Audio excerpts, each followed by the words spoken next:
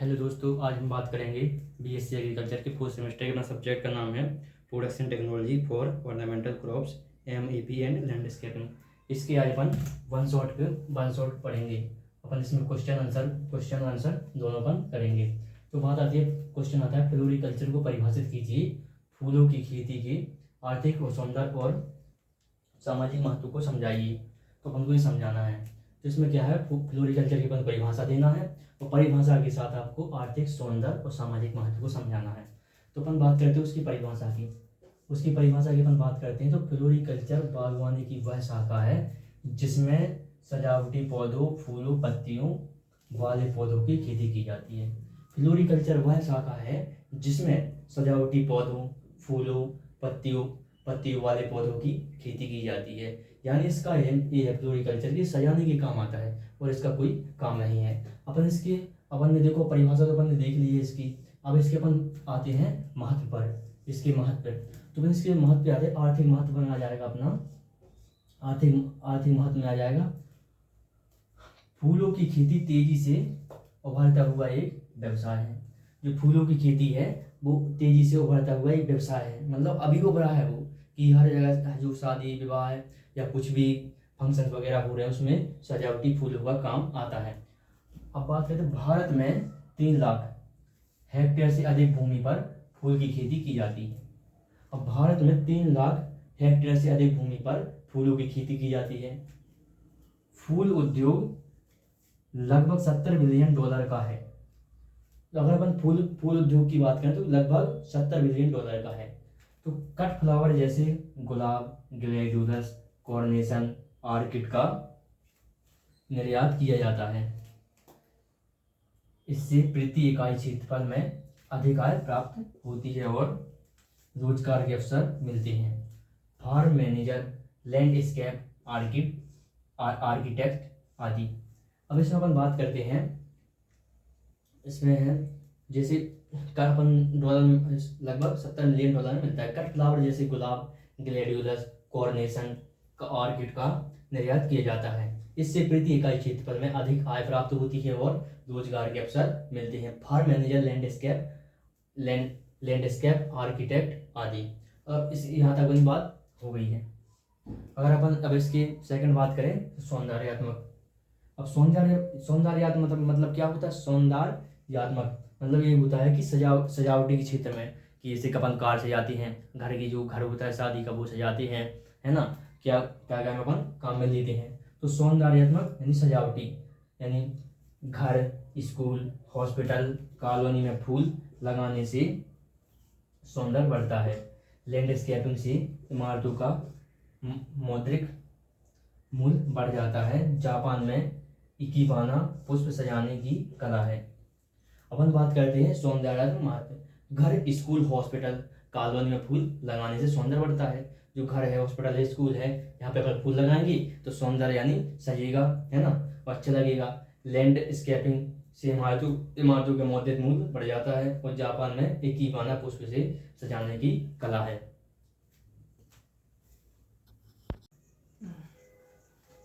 हम बात करते हैं सजावटी महत्व। फूल पवित्रता, प्रेम, शांति के प्रतीक है। जो सजावटी महत्व, फूल पवित्रता और शांति के प्रतीक हैं।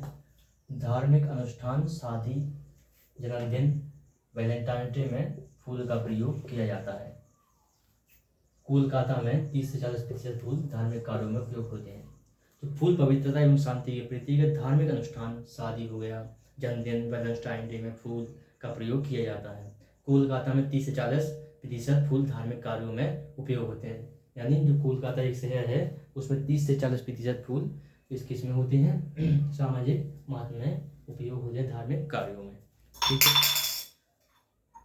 अब हम बात करते हैं प्रश्न नंबर दूसरे की। प्रश्न नंबर दूसरा क्या है? फ्लोरिकल्चर के क्षेत्र स्कोप को विस्तार से समझाइए। ये आपका 5 मार्क्स का क्वेश्चन रहेगा। कितने का? 5 मार्क्स का। इसमें अपन बात करते हैं कट फ्लावर की खेती।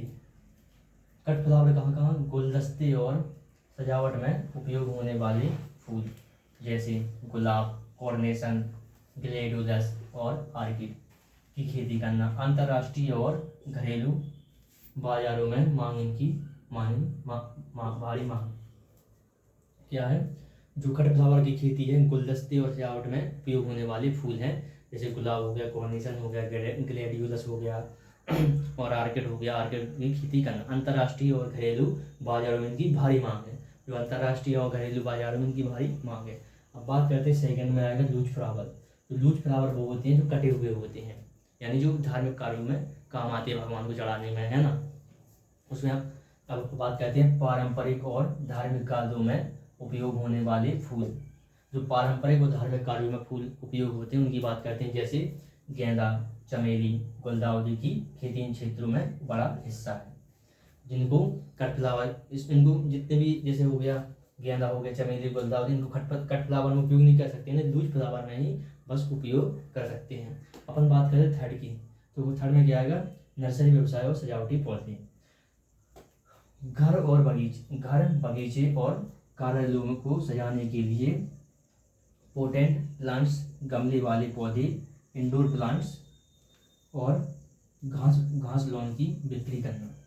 अपन बात करें नर्सरी व्यवसाय और सजावटी पौधे। घर बगीचे और कार्यालयों को सजाने के लिए पोटेंट प्लांट, गमले वाले पौधे, इंडोर प्लांट और घास लॉन की बिक्री करना।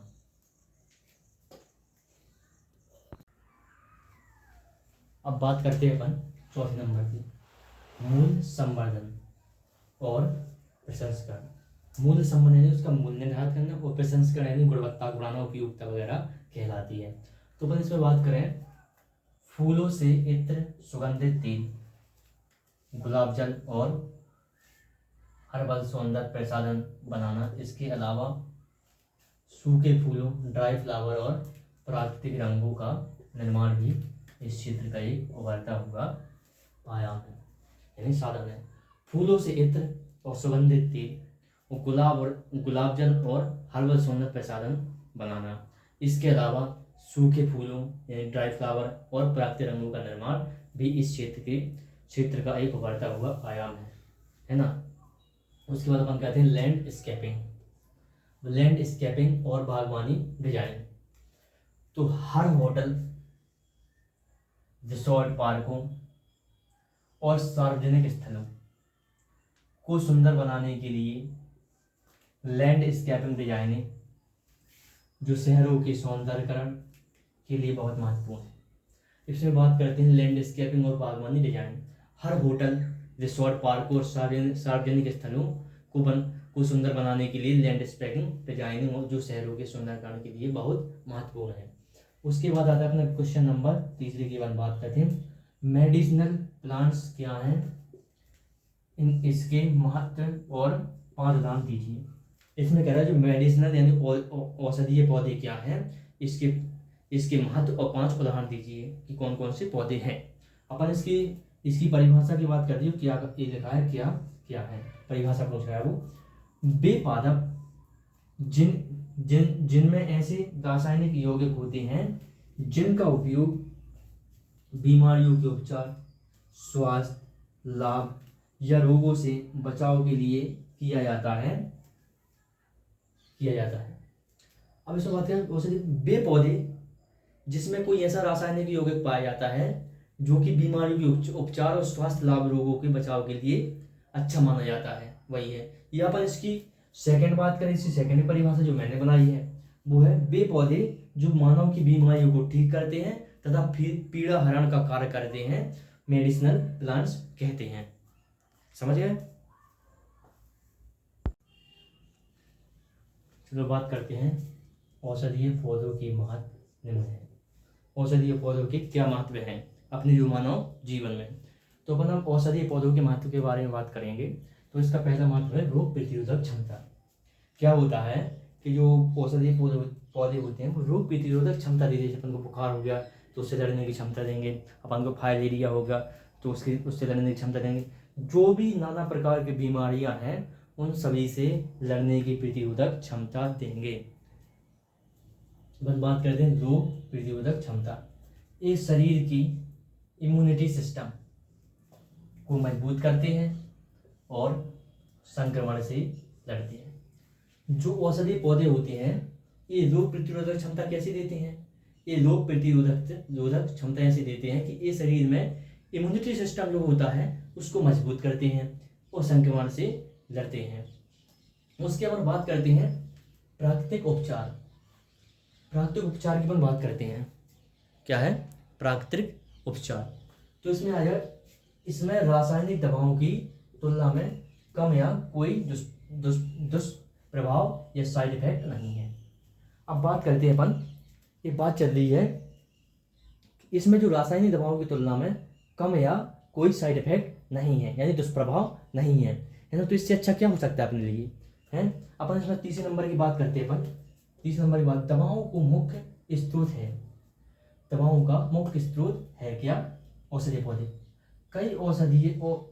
कई आधुनिक दवाइयाँ जैसे एस्पिरिन, मलेरिया रोधी दवाएं पौधों से प्राप्त तत्वों से ही संश्लेषित की जाती हैं, है ना।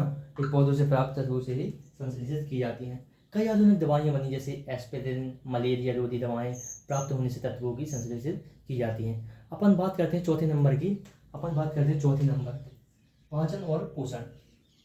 ये पाचन तंत्र को तंदुरुस्त रखने और शरीर को आवश्यक विटामिन एंड खनिज प्रदान करने में सहायक होते हैं। जो पाचन और पोषक तत्व होते हैं, ये पाचन तंत्र को तंदुरुस्त रखने में और शरीर को आवश्यक विटामिन एंड खनिज प्रदान करने में सहायक होते हैं। ठीक है, जिससे कि अपनी इम्यूनिटी सिस्टम अच्छी होती है और अपन को रोग प्रतिरोधक क्षमता मिलती है। अपन बात करते हैं आर्थिक महत्व। आर्थिक महत्व क्या है अपनी औषधीय पौधों का? इस जड़ी बूटियों की खेती और फार्मास्यूटिकल उद्योग किसानों और अर्थव्यवस्था के लिए एक बड़ा आय का स्रोत है ना। जो जड़ी बूटियों की खेती और फार्मास्यूटिकल उद्योग किसानों और अर्थव्यवस्था के लिए एक बड़ा आय का स्रोत है। चलो तो अपन बात करते हैं उदाहरण की। अब उसमें उदाहरण क्या क्या है? तो उसमें उदाहरण है अश्वगंधा, सर्पगंधा, एलोवेरा, तुलसी और नीम। एक औषधीय पौधों के उदाहरण है जिससे औषधियाँ बनाई जा सकती हैं। जैसे अश्वगंधा हो गया, इसकी भूसी काम में ली जाती है ना।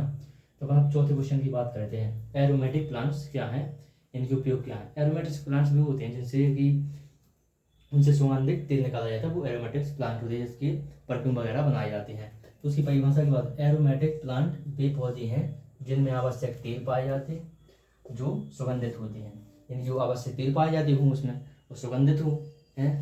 तो अपन उसके बाद आता है इनके प्रमुख उपयोग निम्नलिखित हैं। उपयोग की बात करते हैं। पहला उपयोग क्या है? इत्र और सौंदर्य प्रसाधन।